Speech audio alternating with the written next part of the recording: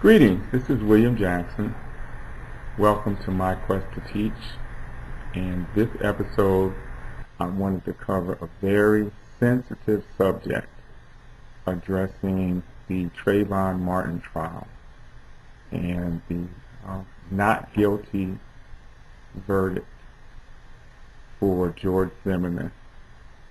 But I didn't want to address the actual trial itself. What I wanted to basically talk about was the repercussions or events related to Trayvon Martin and also Jordan Davis.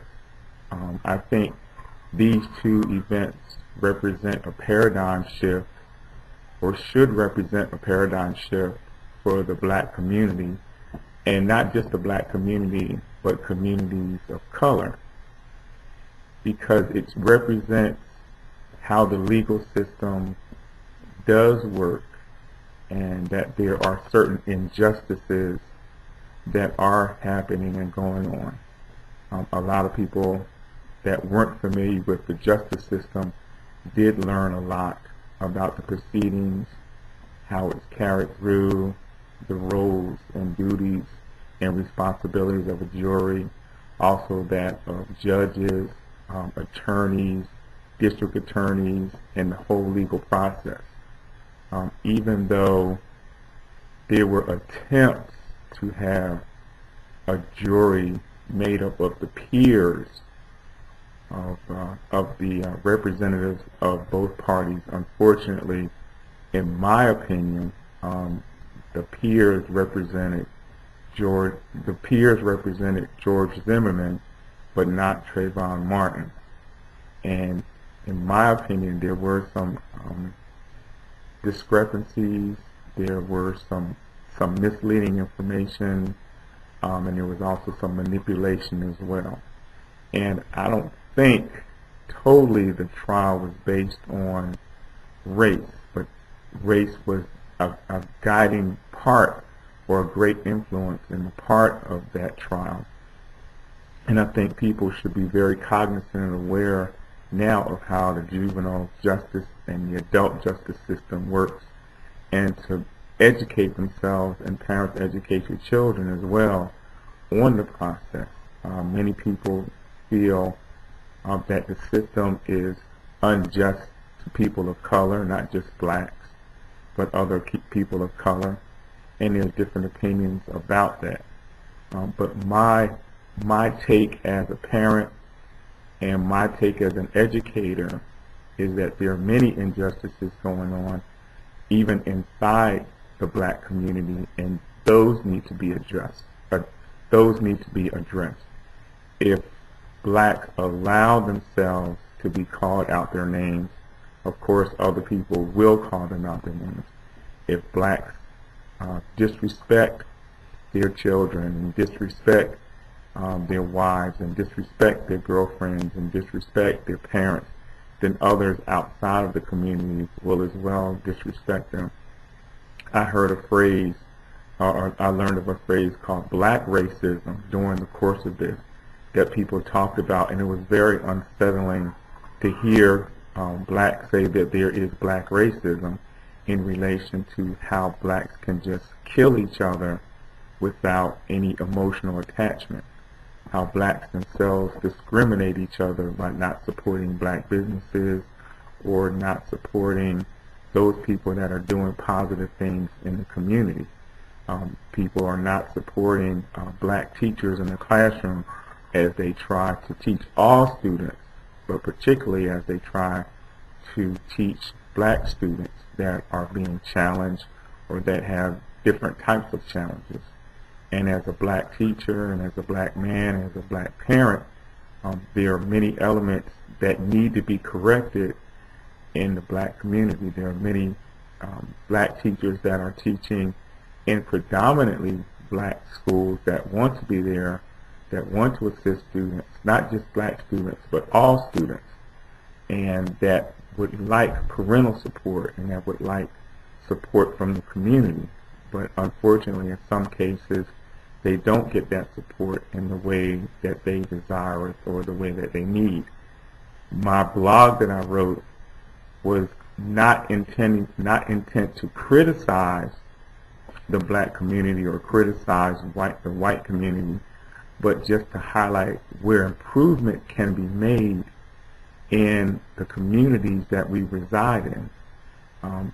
Hopefully that this will, encourage and inspire people in the community to take a look at what they're doing and what they're not doing, and motivate them to be more involved and to be more active and to be seen in the community and participate in their churches and to volunteer at their children's schools and to volunteer more in the community because it is needed.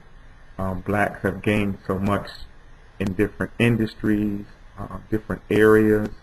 They have gained so much in education, but still there are too many blacks that are comfortable where they are. And during the course of this blog, some elements may sound kind of harsh, but sometimes we need a wake-up call. Sometimes we need somebody to talk to us and let us know, hey, we're not doing what we're supposed to do in support of our children, because ultimately, as we get older and our actions or inactions have effects on our children that we don't see. So it's always beneficial that the parents would get involved in the community, would share their ideas and share their talents and share their skills in and around the community to make their communities better. If people want change, they have to be involved in that change and not just sit around and wait for others to make changes in your community. I participate in a lot of activities and events in my community. I use a lot of social media to share information, and that is one way that I like to contribute. I share information about what's going on at my church. I share information about what's going on at my school. I share information about what I'm involved in the community when I go travel to provide workshops on bullying or cyberbullying, to provide workshops when I'm speaking about STEAM and STEM to young people, what STEAM and STEM is, how and why is education important. So my contribution to my community is to help support my community and bring my community up and hopefully improve my community through what I'm doing in my actions and to help young people. So my blog is called Have Blacks Grown Too Comfortable? And it made me look at what I'm doing and that I need to do more in my community. I need to be more involved, even though I am, because what I do or what I don't do has an effect on even the students that I teach at my school, where I go speak, for different speaking engagements, and even in my church. So these are lessons from Trayvon Martin trial and the upcoming Jordan Davis trial. So reflecting on those two elements inspired me to write this blog. Has Trayvon Martin and Jordan Davis died in vain? Let me start off by stating that George Zimmerman received a fair trial. He had a jury of his peers. He was part of the system, and the system recognized him. Trayvon Martin, a young black youth with so much potential to do great things in this world. He was loved by his father. Hell, he knew his father. And he was a black man. Trayvon knew his mother, and his mother was black as well. How many can say that they actually know their mother and father? Trayvon did not have a fair trial, and he definitely did not have a jury of his peers. The term, the grass is greener on the other side, should make black people reconsider their achievements and their status in America. Trayvon is not the only young black man to die at the hands of a white man with a gun. Through the course of history, there are millions of Trayvon Martins, and blacks should have learned this lesson before. Sometimes too many people get comfortable with their position in life and need to have a serious dose of reality, like ice-cold water thrown in their face, to wake them up. Trayvon Martin and Jordan Davis are in our faces, black people. So when are you going to wake up and see we must educate and empower our black children with the knowledge that they are black children? In a world where the laws are different, the rules are different, the education is different, the rules keep changing. There should be a Trayvon Life Month to celebrate the accomplishments of young black men and women while they are still alive, doing good in their schools, churches, and communities. This is a time for action and reflection to empower our youth. The civil rights struggles of the 50s, 60s, and 70s, and even into the 21st century, have come to fruition in the opportunities that are available. Andrew Young, former mayor of Atlanta, Georgia, stated, "Higher educational opportunities, career opportunities, higher salaries, and more are available to blacks, better than any other country on the earth." Too many blacks seem okay with having a target on their backs because they refuse to educate and empower themselves with the tools to help them grow. We will never know what greatness Trayvon Martin would have achieved, but youth that are alive owe Trayvon their best in school, in church, in their community, and in their life. It seems blacks are becoming too comfortable for their own good. Society has many comforts and distractions. Blacks now turn down jobs that they used to accept, don't apply for scholarships for college, and complain when asked to come to parent-teacher meetings at their children's school. My pastor states that your attitude changes, so your appetite changes. This represents that blacks seem to enjoy being assimilated into this society and forget their cultural heritage of family, spirituality, and community unity.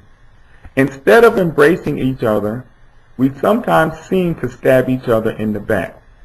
We have colorism and black racism on each other. If we can easily do it to each other, then other cultures think it is okay to do it to us. The ambitions and attitudes of blacks have changed from God and family first to money and possessions first.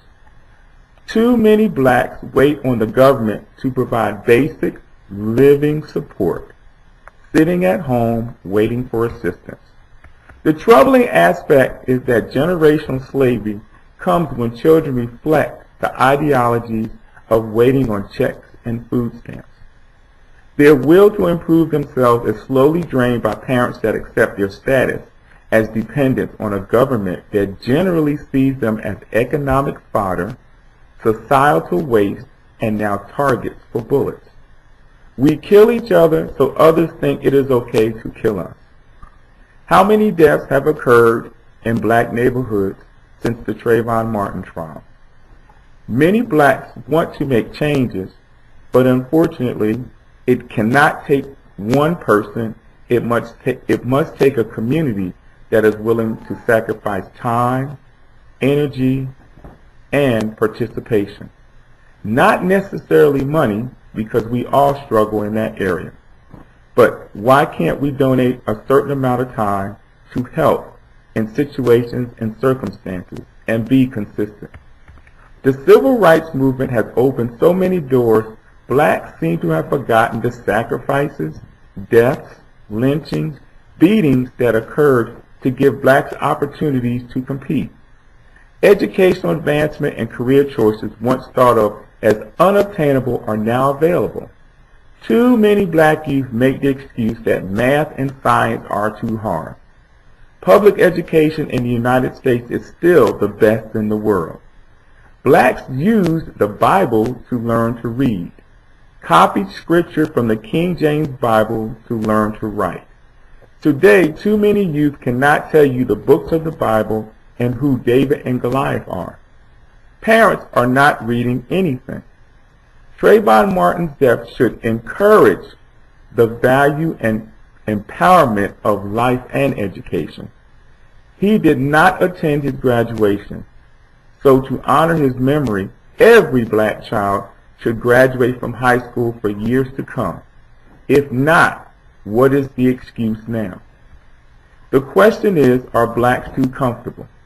In the entertainment industry, blacks have roles on TV series and movies. They are drug dealers, pole dancers, real and fake housewives, and have been elevated to the mistress of the president, making a scandal. What message does this send to our young black girls? Blacks have only risen as far as they allowed us to amidst the fact that assimilation breeds association. Many people may disagree with me, and many will call me names and talk about me and maybe even threaten me. But before you do that, think. Do you mentor children? Do you volunteer in your community? Do you work in your church? What level of education do you have? Do you have a library of books in your home for your children? Do you take them to the library and museums where you live? How many times have you gone to your child's school to attend meetings, PTA functions, and school board meetings? Don't criticize me if you are not doing most or all of the above, because I have and continue to do so in my community. The truth is, Trayvon Martin's death is an opportunity to connect with our children, our communities, our schools, and our churches. Embrace our accomplishments.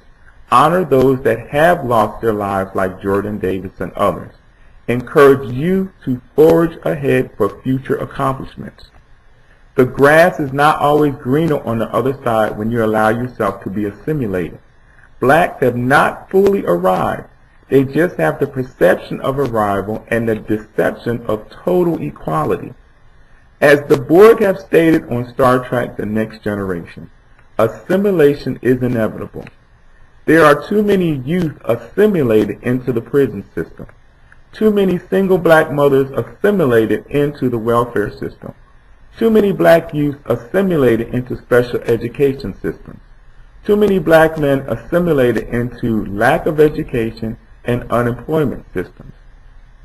We remember, viewing the documentary We Remember Reigns by Emmanuel Washington, is a testament to the importance of black teachers, the need for quality